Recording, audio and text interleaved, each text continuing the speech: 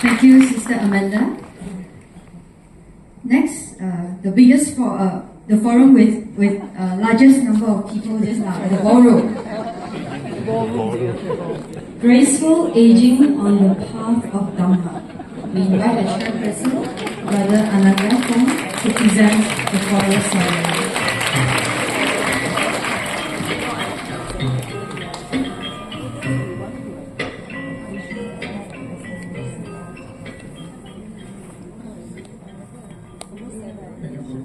Members of the Sangha, fellow audience, thank you for the MC for mentioning this is the largest. We have 4 speakers, and the summarization has to be 10 minutes.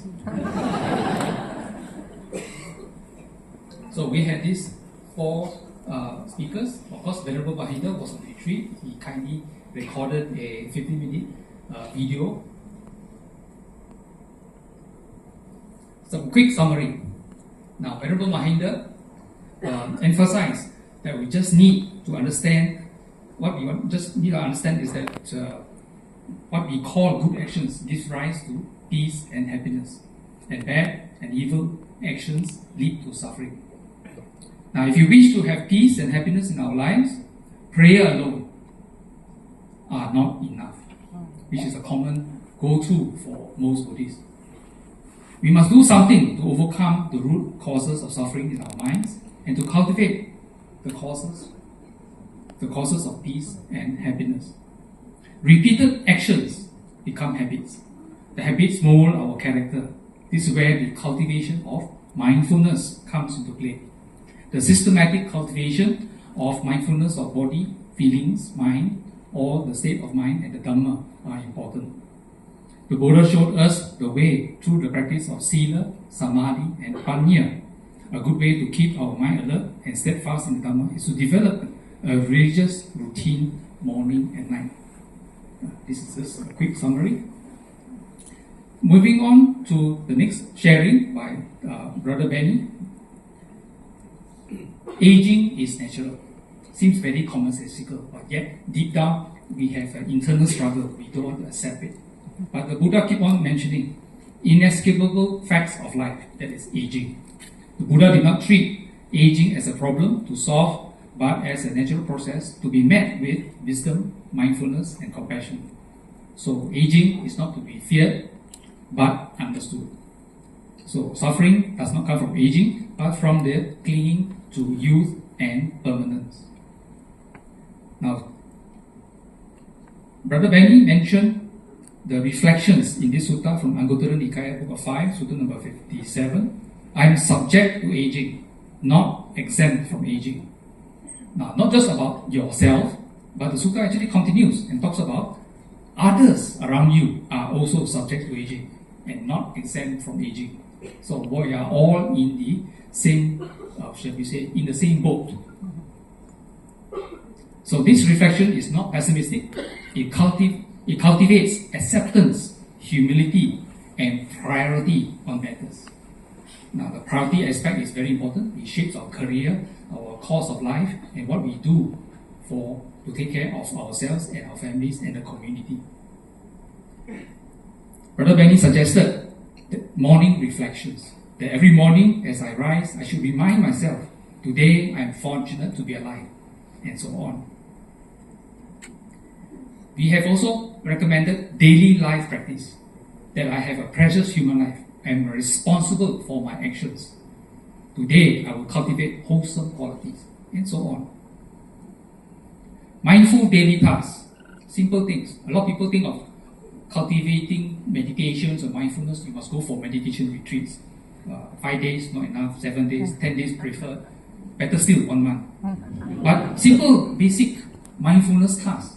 Getting dressed, cleaning, cooking, using the bathroom, interacting with others is some kind of daily mindfulness that we can start doing in preparation for your retreats. Here, Brother Benny mentioned about Roshi, Dr. Robert Waldinger. There are 2 kinds of predictors. It was from a research he did. Those who took care of their health and those who stayed healthier and were happier were those who had better, warmer connections with others. Good relationships predicted well-being over time. What better way to associate is with people who have same-minded philosophies, that is, as taught by the Buddha, by coming to your Buddhist centers. Good-minded people come together. Friends help friends, as in the Upada Sutta. Here, the Dalai Lama mentioned, if our mind is trained, physical suffering that comes with old age won't disturb us much. We should have determination and motivation to develop love and compassion. We need to be equipped with internal skills to develop internal resources. The last portion is very important. That's where walking the path of Sila Samadhi Panya helps us to develop internal skills so that we can face life. Here we move on to Brother Wang of SGBA. FOW means Fellowship of the Wise. His mission being to help seniors. Here his definition of seniors means 60 and above. To help seniors maintain an optimal level of physical, mental and emotional fitness and mental clarity to walk the Buddhist path of avoiding evil, doing good and purifying the mind. These programs, today's sessions, main Dhamma Padavas. Now, this particular chart is interesting, especially the bottom yellow. When FOW started in 2017, they started with some programs. They did a survey in 2019 and found that less than 22% joined Dhamma activities or Dhamma programs. By the time 2025, this year, 80% of the FOW members participated in some form of Dhamma activities. Why? Because most people do not bother. They just come to them, they pray. Or if they are attracted by other activities, they may come, like Visa, Katina. But this indicates that we are able to attract them, FOW is able to attract them and let them stay. From 22% to 80% shows progress.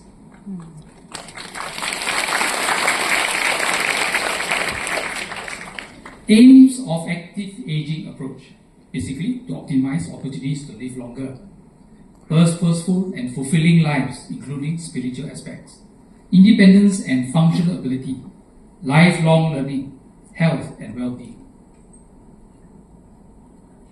Moving to our last speaker for this particular session was Achariya Tan Siang Chye. Quoting from Tinahan, life can be found only in the present moment. The past is gone, the future is not here. And if we do not go back to ourselves in the present moment, we cannot be in touch with life. And Venerable Tinahan, the late Venerable Tinahan, quoted this. And that whole emphasis of Achariya Tan Siang Chye's sharing, experiential sharing, was on present moment. And this particular chart, although a lot of details, I will only concentrate on the leftmost column, the colored boxes. To develop mindfulness, there are three approaches. Samatha, calming of the mind. You have also Vipassana, you hear that very often, which is awakening the mind. And Anusati, positive affirmation or reflection of various aspects. So Achariya Tan Siang Chye guided us to examples and practices.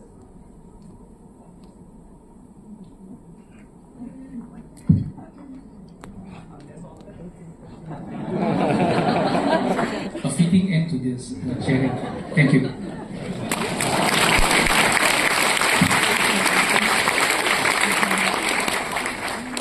Thank you, Brother Ananda Fong, for reviewing the true suffering side of all of us as a human being. Thank you again, Brother Ananda Fong. So, last but not least, for the forum Serving Others, Awakening Ourselves, we invite the chairperson, Sister Fu Ai Lee, for her presentation.